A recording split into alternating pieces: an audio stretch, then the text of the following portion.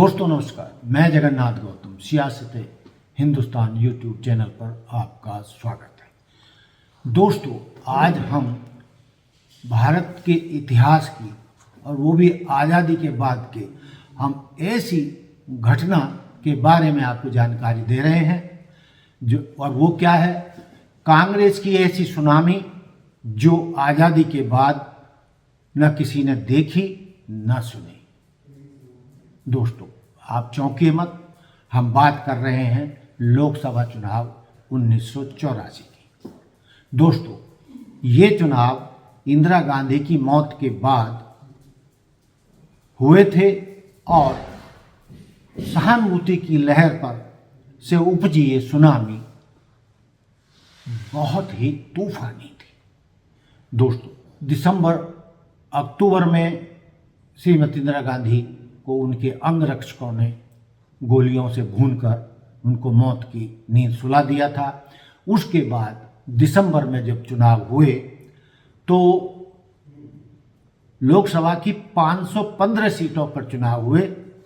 चूंकि असम और पंजाब में थोड़ा सा गड़बड़ी चल रही थी, अशांति थी, इसलिए वो चुनाव अगले साल कराए गए थे।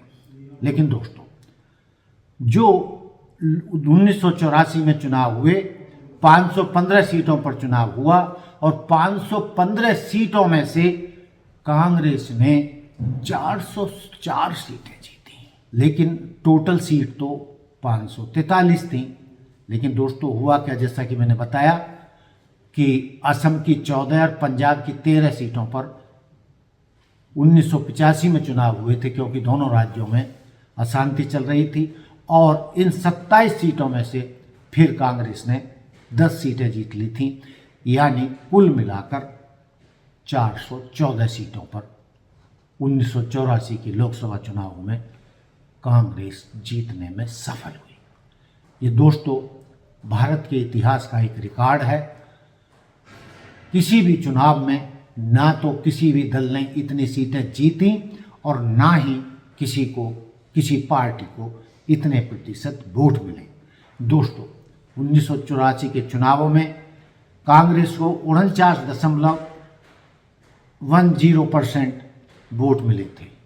और उससे भी ज़्यादा चौंकाने वाली बात यह है कि जो भाजपा थी, जो जनसंघ 1980 में जनसंघ से बदलकर जिसका नाम भारतीय जनता पार्टी हो गया था, उसको इन चुनावों में मात्र 2 सीटें मिली थी। और उसमें भी दोस्तों अटल बिहारी वाजपेयी जो ग्वालियर से लोकसभा का चुनाव लड़ रहे थे, माधवराज सिंधिया ने उन्हें भारी मतों से हराकर शिकस्त दी थी। इसके अलावा दोस्तों इसमें और भी कई चौंकाने वाले तथ्य इन चुनावों में हम सामने आए थे कि कोई भी पार्टी जो राष्ट्रीय स्तर का जिन पर ठप्पा लगा था, वो कोई आश्चर्यजनक सीटें जीतने में नाकामयाब रही।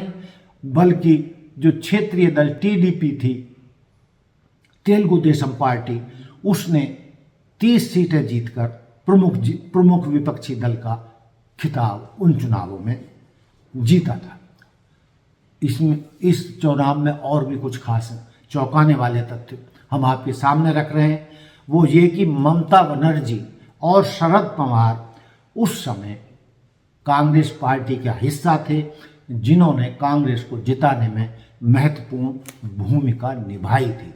और इसी तरह अमिताभ बच्चन जो राजीव गांधी के बाल सखा थे, उनके सहपाठी थे, उन्होंने इलाहाबाद सीट से चुनाव लड़ा, यानी राजीव गांधी ने उनको इलाहाबाद सीट से चुनाव लड़ाया था, जिसमें उन्होंने उत्तर प्रदेश के मुख्यमंत्री रहे हेमवती नंदन बहुगुणा को लगभग 2.25 लाख वोटों से हराया था। तो दोस्तों ये एक ऐतिहासिक तथ्य है जो मैंने रखा। ऐसी कांग्रेस की सुनामी आज तक किसी ने नहीं देखी। और इसके अलावा उन चुनावों में यदि हम राज्यवार का आपके सामने ब्यौरा रखें तो कांग्रेस पार्टी ने कई राज्यों में पूरी तरह सफाया कर दिया था। यदि मैं राज्यभर आपके सामने चुनाव परिणाम रख रहा हूं, लोकसभा चुनाव के 1984 के। उत्तर प्रदेश में उस समय 85 सीटें होती थीं। उस समय उत्तराखंड नहीं बना था, तो कांग्रेस ने उत्तर प्रदेश की 85 में से 83 सीटों पर विजय प्राप्त की थी। इसी तरीके से बिहार की 54 सीटों में से 48 सीटें कांग्रेस ने जीती थी। महाराष्ट्र की 48 सीटों में से 43 सीटें कांग्रेस जीतने में सफल रही थी। वहीं मध्य प्रदेश में कांग्रेस ने पूरी तरीके से स्वीप किया था, यानी 40 की 40 सीटें कांग्रेस ने मध्य प्रदेश में जीती थी। राजस्थान में भी जो लोकसभा की 25 सीटें थी, 25 की 25 सीटें उन चुनावों में कांग्रेस जीतने में सफल रही थी। गुजरात की 26 सीटों में से 24 कांग्रेस ने जीती। कर्नाटक की 28 सीटों में से 24 सीटें कांग्रेस जीतने में सफल रही। वहीं तमिलनाडु की 39 में से 25 सीटें कांग्रेस जीत पाई थी और हरियाणा की 10 में से 10 सीटें कांग्रेस ने जीती और दिल्ली की 7 में से 7 सीटें, यानी पूर्ण बहुमत, यानी पूरी तरह स्वीप दिल्ली में भी किया था। तो दोस्तों, ये जो हमने आज आपके सामने कांग्रेस की सुनामी का ब्यौरा रखा, ये एक ऐतिहासिक चुनाव था जिसमें ऐतिहासिक जीत कांग्रेस को मिली। उसके बाद आज तक कोई भी दल इतनी भारी तादाद में अपने अकेले दम पर लोकसभा की सीट नहीं जीत पाया है, बल्कि 1984 के बाद 2014 तक तो क्या कहते हैं कि मिली जुली सरकारें बनी हैं, किसी भी एक दल की सरकार कोई नहीं बना सका। वो बात अलग है कि 2014 के चुनावों में भाजपा पहली बार अपने दम पर बहुमत लाने में सफल रही थी। लेकिन दोस्तों, 1984 की जो कांग्रेस की सुनामी आई थी, ऐसी सुनामी ना आज तक हमने देखी ना सुनी। और ये एक तरीके से ये भी कहा जाता है कि किसी भी पार्टी को पूरे विश्व में इतना बड़ा जबरदस्त तूफानी बहुमत किसी को नहीं मिल पाया जो 1984 के चुनाव में कांग्रेस जीतने में सफल रही थी।